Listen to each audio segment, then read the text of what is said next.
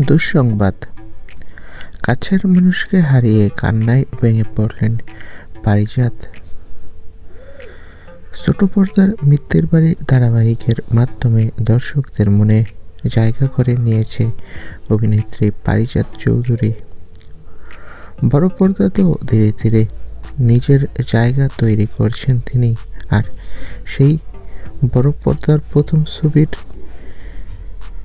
এবার কলকাতা আন্তর্জাতিক চলচ্চিত্র উৎসবের মঞ্চে শীর্ষেন্দু মুখোপাধ্যায়ের গল্প অবলম্বনে নির্মিত হালুম। সবকিছুই যেন এক স্বপ্নের মতো, কিন্তু এই আনন্দের দিনেই নেমে এলো দুঃসংবাদ। আচমকা হৃদরোগে প্রয়াত হয়েছেন পারিজাতের সবচেয়ে প্রিয় মানুষ, তার দিদা, যিনি ছিলেন তার প্রতিটি কাজের প্রথম দর্শক, প্রথম সমালোচক আর সবচেয়ে বড় ভরসা।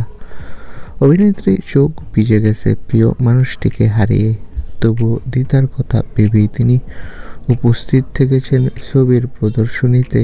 পারিজাতের কথায় দিদা বেঁচে থাকলে আজ সবচেয়ে বেশি খুশি হতেন। এই ছবিটা ওর জন্যই করেছি, তাই আজ আমি এসেছি শুধু ওর মুখ মনে রেখে। দিদা নাকি মিত্তির বাড়ির একটি পর্ব মিস করতেন না। সেই মানুষটি মারা গেছে। পারিজাতের খুবই মন খারাপ। তো বন্ধুরা, তোমরা কে কে কষ্ট পেয়েছো এই খবরটি জেনে কমেন্ট করে জানাও। ধন্যবাদ।